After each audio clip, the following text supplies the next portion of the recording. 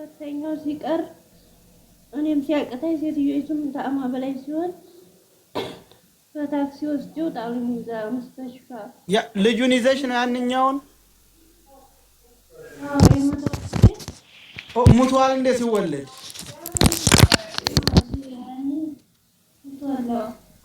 እሺ አሁን እዛ ስትሄጂ ያንንም የቀረውንም አዋለዱሽ? ሁለቱም ሙተው ነው የወጡት?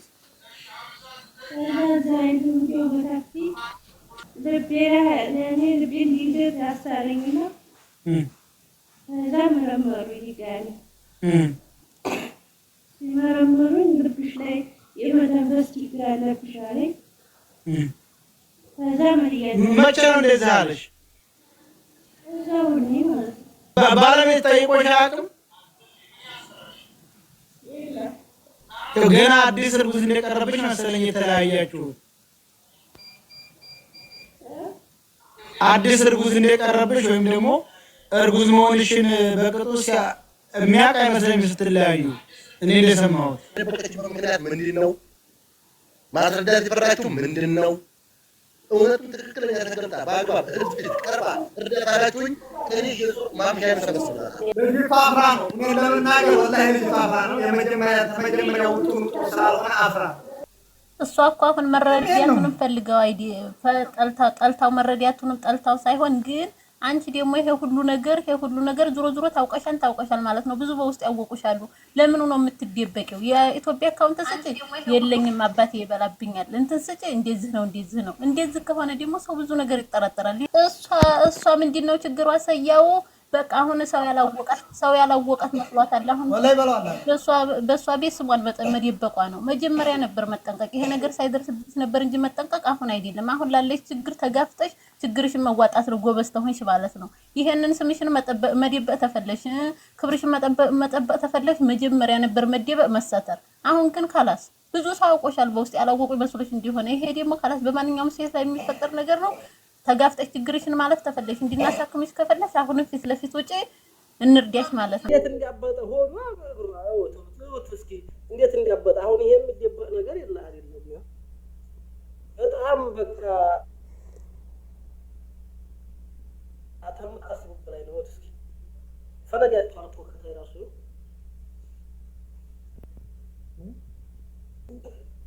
24 ሰዓት ይዝ ነው ሰይ አተኛም እኮ ቁጭ ነው እዛው እንትኑ ላይ አንድ ቀን ተኝታ ይቻላል። ኩርሲው ላይ ነው እንዴ ስትተኛ ምን ብለው ንፋስ ነው። አራስ ናት እኮ እቺ ጎበዝ አራስ ናት። ንፋስ ነው። አራስ ናት። ንፋስ መጥቷት ነው ጎበዝ። እስከዛሬ ለማንም አውርቼ አላውቅም። ያው በአካል ያያሰው ታውቃት አለ እንዳንተ እስከዛሬ ማያት በአካል መጥቶ በጣም አሳዝነችው እንጂ ማን ጋር ነው የመጣው? የሴቶች ዘመን ወዲህ ነው ቤት ወዲህ ዝልካት ነው ማለት እንርዳት። የሚያስፈልገው ነገር እናድርግ። ደግፍ ትበል። ልጅቷ ነብሰ ጡር ነበረች። ቤት ስትወልድ አንደኛው ባዋላጅ ቤት ነው የተወለደው ሙቶ፣ ሁለተኛው ደግሞ ሐኪም ቤት ውስጥ ነው ሄዳ እንደተናገረችው ተውስጡ አይወጣላት ማለት ነው። በዚህ ምን ችለው እናድርግ ነው የምለው። ኢንሻአላህ እኔም በራሴ በኩል 200 ሪያል እሰጣለሁ። ሌላ የሚሰጥ ካለ ያላ እየገባችሁ ቃል እየገባችሁ ብሩን እንስጣት። ተለይቶ እንዲቀር ደግሞ አንፈልግም። ይሄው ነው ያለው ነገር።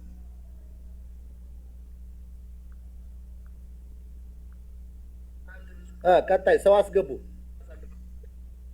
خلاص ወጣለች እንግዲህ خلاص ይሄ ነው የሚያስፈልገው። ምክንያቱም ማያት ይፈልጋል።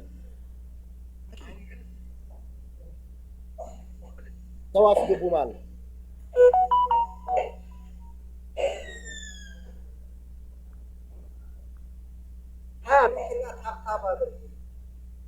የምንለይቱ ሰዎች ማየት ፈልጋቸው ነበር። አያቸው አይደል? አንድ ቁጥር ጣፉ እንሉት ለኔ ብዙም ሸበካ እየዞረብኝ ነው።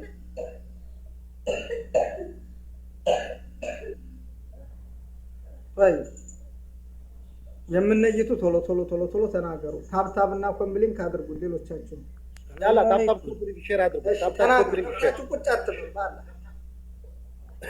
እኔ በራሴ 200 ሰጣለሁ። 200 ሪያል ሌላ ቀጣይ ማለት ነው። ቢስሚላህ እኔ ያለው በእጇ መስጠት እችላለሁ። ጅዳ ውስጥ ዛሬ ዛሬ በእጇ መስጠት ትችላላችሁ። ሴት ጥጋቡ ለራሱ ታላቅ ማከብር ልንገራት ብዬ ትችላለህ። እኔ ያለሁበት ቦታ ላይ እኔ ያለሁበት በዋዲ ነኝ። ማሜ ጋር ነኝ እኮ ነው እመጣለሁ። ችግር የለም። መናገራችን ሸሙ ይሰማል።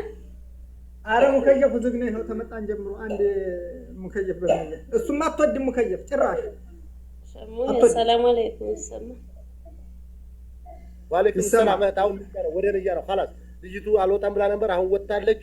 ልጅቱ ትልቅ ችግር አለባት እና ሳክማት ነው የምትችሉ ነይቱላት። አለቀ። ይሄው ነው፣ ሌላ ነገር የለውም። ኦኬ አላህ ያሽራት፣ አላህ ያሽራት፣ አላህ ሱብሃንአላህ እሱ ይማራት ይዘንላት። እኔ እንደ ሴት ምለው አሁን ለምሳሌ ሰምቻቸዋለሁ። ቅድም ጀምሬ እየጻፍኩላት ነበረ። አላህ ይዘንላት፣ ሰውንም አላህ ያዛዝንላት፣ ኡመቱን አላህ ያሳዝነው። እንደገና ደግሞ አሁን ለምሳሌ ስንወልድ ማለት ነው ደማችን ስለሚፈስ ያ ደም ሲፈስ የደም ማነስ ችግር ሲሆን እንትን ይላል። ደማችን ሲፈስ ሰውነታችን ወደ ማበጥ ነው የሚሄደው። ወንበር ላይ አትቀመጥ። እኔ እንደ እናት ልምከር ብዬ ነው። ይቅርታ እንዳትቀየሙ። አንድ ጊዜ አሁን መነየት የምትፈልጉ ስማችሁን፣ ስልክ ቁጥራችሁን እየተናገራችሁ ነው የምንነይቱት። ለምን እኔ አሁን ለምን ትንሽ ሰዓት በኋላ ቦታው ላይ ሂጄ በአካል ማያታለሁኝ። የራሴንም ልያ ገቢ ያደርጋለሁ። መስጠት የምትፈልጉ ስምና ስልክ ቁጥር እያስመዘገባችሁ ዋትስአፕ ሎኬሽን ትልካላችሁ። ጅዳ ውስጥ ያላችሁ ብቻና ብቻ። እስቲ አንድ ጊዜ እንርዳት። ልጅ ናት ደግሞ እኮ ልጅ ናት። አየሃት አይደል? አየሃት ፊቷ ማናት? ወላሂ ገና ህፃን አስገባት። 200 ሪያል ያሽራት። አካውንት አስቀምጡ። እኔ በውስጥ የተቻለኝን አግዛታለሁ ኢንሻአላህ። አላህ ያሽራት። ሰው አስገቡ። ተታይ ስልክ ቁጥርሽን አንቺ ግቢና ስልክ ቁጥርሽን ስደውልሽ ሎኬሽን ትልኪያለሽ ማለት ነው። እሺ ልክልሃለሁ። አላህ ያሽራት። እና እንደዚህ ወንበር ላይ አትዘቅዘቅ። ሲጀመር ሜዳ ላይ ትቀመጥ። ደሟ ስለፈሰሰ እንጋላችን ወንበር ላይ ያው ተመጣሁ። እኔ ትናንትና ነው የመጣሁት። እዚህ ቤት ተመጣ 3 ቀን ነው 4 ቀን ነው። እዚሁ ላይ ናት። አትወርድም ማለት ደሙ እንግዳው እግሯ እብጠቱ ይጨምራል። ወላድ ነን፣ የወለደ ሰው ነው የሚያውቀው ብዬ ነው ማለት። ወላድ ሆነን እንደዚህ መቀመጥ የለብንም። የወለደ ሰው ያውቀዋል። ወንበር ላይም ከሆነ ተጠቅልላ ወደ ላይ ሰውነቷን እግሯን ከፍ አድርጋ ትቀመጥ።